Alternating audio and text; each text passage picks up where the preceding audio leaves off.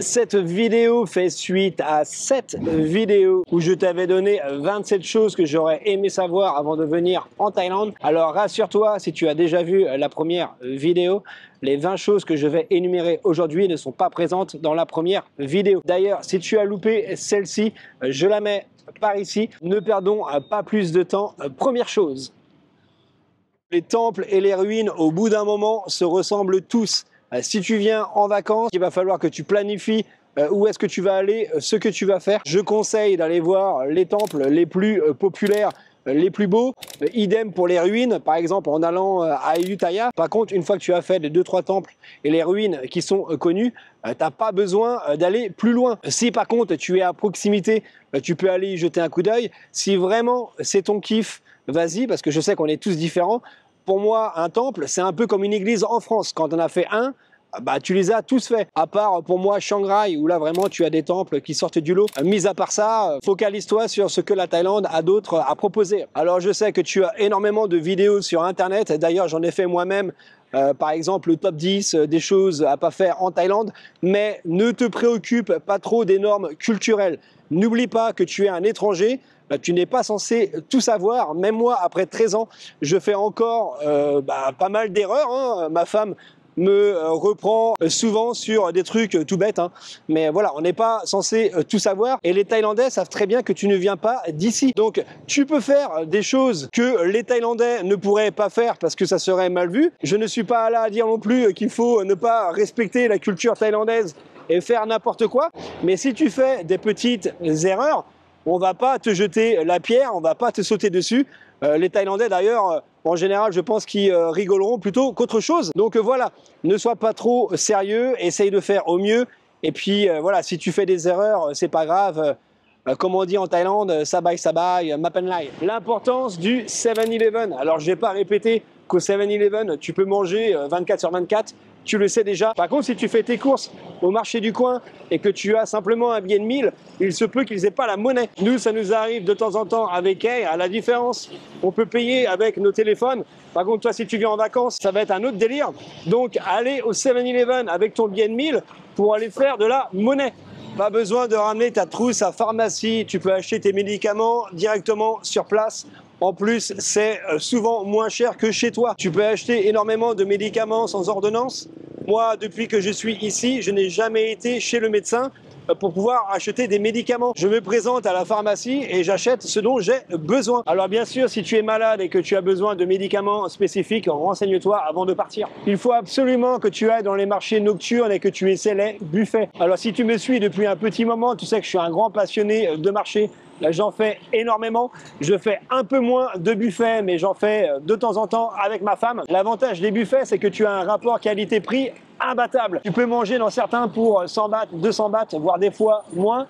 Et quand je dis manger, c'est à volonté. On les reconnaît facilement. Hein. C'est souvent en extérieur, tu as pas mal de monde. Tu as des buffets fruits de mer. Tu as Best Beef qui est aussi super connu. Récemment sur la chaîne, j'ai fait un buffet nouilles poulet qui était une tuerie. Et pour ce qui est des marchés, tu manges super bien. Tu peux acheter des vêtements pas chers. Tu peux boire des coups. C'est vraiment des lieux incontournables. Ça ne sert à rien de courir pour tout voir. Il vaut mieux en faire moins, miser sur la qualité plutôt que la quantité. Moi, ce qui me fait rire, ce sont les tours français. Tu arrives à 5 h du mat en Thaïlande en n'ayant presque pas dormi. À 7 h, tu es complètement défoncé à écouter un guide qui t'explique pourquoi Bouddha est allongé et pas sur une chaise. À midi, t'es passé de Bangkok à Chiang Mai, t'as rien compris. Tu ouvres enfin les yeux, tu es sur le dos d'un pachyderme. Tu manges ton dîner en un quart d'heure car c'est chronométré. 20 h, extinction des feux, levé à 4 h du matin par le sergent qui défonce ton matelas. Alors, c'était bien tes vacances? Bah, je sais pas, j'ai l'impression d'être plus fatigué qu'au départ. En même temps, c'est pas étonnant, sous tes yeux, c'est plus des poches, c'est des sacs à dos. Un truc que j'aurais bien aussi voulu savoir avant d'arriver en Asie. Alors je dis en Asie parce que la première fois que j'ai vu ça, c'était pas en Thaïlande, mais c'était en Malaisie. C'est qu'ils ont souvent des toilettes turques. Donc tu n'as pas de papier toilette, tu as une petite bassine pour te laver les fesses. Crois-moi, c'est dégueulasse. Sinon, la majorité, ils ont les jets d'eau qui sont d'ailleurs extraordinaires. Tu as des toilettes qui ont du papier, mais dans certaines de celles-ci, tu ne peux pas mettre le papier toilette dans les toilettes. Tu as juste à côté des toilettes une petite poubelle qui est là pour que tu mettes justement ce papier toilette. Alors je sais, c'est dégueulasse, mais si tu mets le papier toilette dans les toilettes, tu risques de les boucher. Ce qui m'amène à la chose suivante, est toujours avec toi des mouchoirs et des lingettes. Les mouchoirs peuvent te servir quand tu vas justement dans ce genre de toilette. Comme ça, tu ne te retrouves pas piégé. Et les lingettes, et d'ailleurs aussi les mouchoirs, peuvent t'aider quand tu vas dans des restaurants de rue thaïlandais. Parfois, ils ont des tissus, des fois, ils en ont pas. Donc, toujours important d'avoir des lingettes. On sait jamais, voilà, si tu renverses du tom yam, par exemple, sur tes vêtements. Si tu manges des crevettes, c'est toujours bien d'avoir des mouchoirs. Si tu te balades dans la rue et que tu manges une glace et que tu en as plein les doigts, c'est toujours bien d'avoir des mouchoirs et des lingettes. Donc, n'oublie pas ça, mets toujours ça dans ton sac. Autre chose aussi à savoir, il est souvent très difficile de trouver des poubelles en Thaïlande. Je sais pas pourquoi, mais dans la rue, c'est comme les bancs d'ailleurs, c'est super dur de trouver des poubelles. Alors prépare-toi à te balader pendant de longues minutes avec ton sac plastique à la main. Alors celui-ci, il va être pour les femmes, mais au final, ça revient au même pour les hommes, même si vous portez pas les mêmes vêtements. Tu peux laisser tes talons hauts, pantalons cuir, vêtements glamour à la maison. Il fait bien trop chaud pour ça. Si tu as l'habitude de faire une grosse coiffure ou une permanente avec beaucoup de lac, oublie ça aussi. Opte pour une queue de cheval ou un chignon. Il fait tout simplement trop chaud. Idem pour les hommes. Ne venez pas ici avec des vestes, avec des jeans. Tu peux prendre un jean si tu veux pour les soirées, par exemple en jungle, mais ne ramène pas 4-5 pantalons. Pas besoin de ramener de pull, une paire de grolles suffit, etc. Je vais pas rentrer trop dans les détails. J'en ai déjà parlé dans la vidéo précédente. Celui-ci, j'en ai aussi parlé dans la vidéo précédente, mais il y a tellement de choses à dire que je vais en rajouter dans celle-ci. Ça va être les escroqueries. Ne montre pas ton argent. On dit que tu es dans la rue, tu as un mec qui t'accoste. Déjà, faire aussi attention aux mecs qui t'accostent. S'ils sont trop friendly, trop sympas et qui veulent t'emmener faire le tour du monde en Thaïlande. Donc je sais que c'est bête, mais il y en a beaucoup qui le font. Ne pas ouvrir son porte-monnaie et montrer tous ses billets à des inconnus. Celui-ci, je pense pas que vous serez énormément, quoique il y a quand même pas mal de petits coquinous sur la chaîne. Si tu vas dans un street club, paye tes boissons à chaque fois que tu en prends une, ou alors vérifie bien les additions quand on te les amène. En général, c'est dans un porte-crayon. Ça ressemble à un porte-crayon. Ils vont te mettre l'addition à l'intérieur. Donc, tu bois un verre, tu as une addition. Tu en bois un deuxième, ils rajoutent le papier à l'intérieur. Vérifie bien à chaque fois qu'il ne t'ait pas ajouté des consommations. Autre arnaque, alors celle-ci ne m'est jamais arrivée, mais j'en ai entendu parler. Tu es dans un endroit festif, on va dire que tu es dans un bar. Tu veux payer avec un billet de 1000 bahts, on te rend la monnaie, mais la monnaie, bien sûr, n'est pas bonne. Tu dis au mec que tu as donné un billet de 1000 et que le change, eh bien, n'est pas bon. Et lui, il va te rétorquer que non, non, tu m'as donné un billet de 500 bahts, j'ai les images en caméra, et il va te la faire à l'envers comme ça. Bien sûr, c'est pas quelque chose qui court les rues, mais on n'est jamais trop prudent. Si tu peux payer avec un billet de 100 bahts, vaut mieux donner un billet de 100 bahts que donner un billet de 1000. Et dernière chose, si tu as l'intention de voyager en Thaïlande et que tu vas prendre par exemple un bus, tu vas mettre ton sac dans la soute. Ne laisse jamais ton argent dans ton sac, dans la soute. Crois-moi, je sais de quoi je parle. Autre conseil, sois prudent quand tu es sur la route. Alors là, tu vas peut-être me dire, non mais t'inquiète pas Charles, dans tous les cas, je compte pas conduire. Non, non, mais même en tant que piéton. D'ailleurs, je traverse un passage piéton. Et ben, fais comme moi, toujours regarder à gauche et à droite, parce que les mecs, ils viennent de partout. J'ai fait une vidéo récemment sur le sujet. La Thaïlande, c'est la jungle. Il faut faire super attention. Tu as des scooters sur les trottoirs. Les piétons, ils s'en foutent, ça roule à contresens, ça met pas de clignotant, il n'y a pas de règles. C'est un bordel qui est d'ailleurs organisé, hein, ça klaxonne que très peu, mais il faut faire super attention.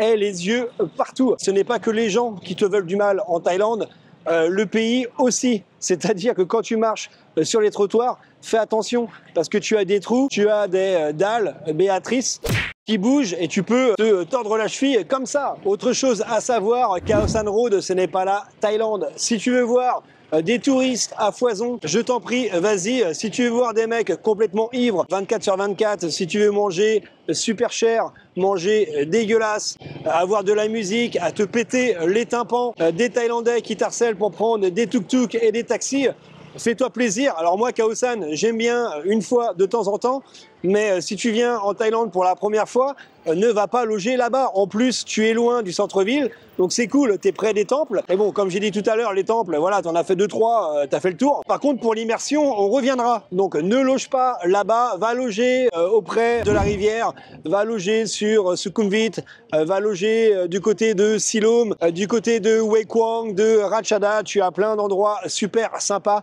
Mais Khao San, ouais, au moins que tu es un backpacker, que tu as la vingtaine et voilà, que tu veux faire la fête et rencontrer des Français comme les Français qui s'envoient des messages entre eux sur les groupes Facebook. Je viens d'arriver en Thaïlande, j'aimerais bien rencontrer des Français.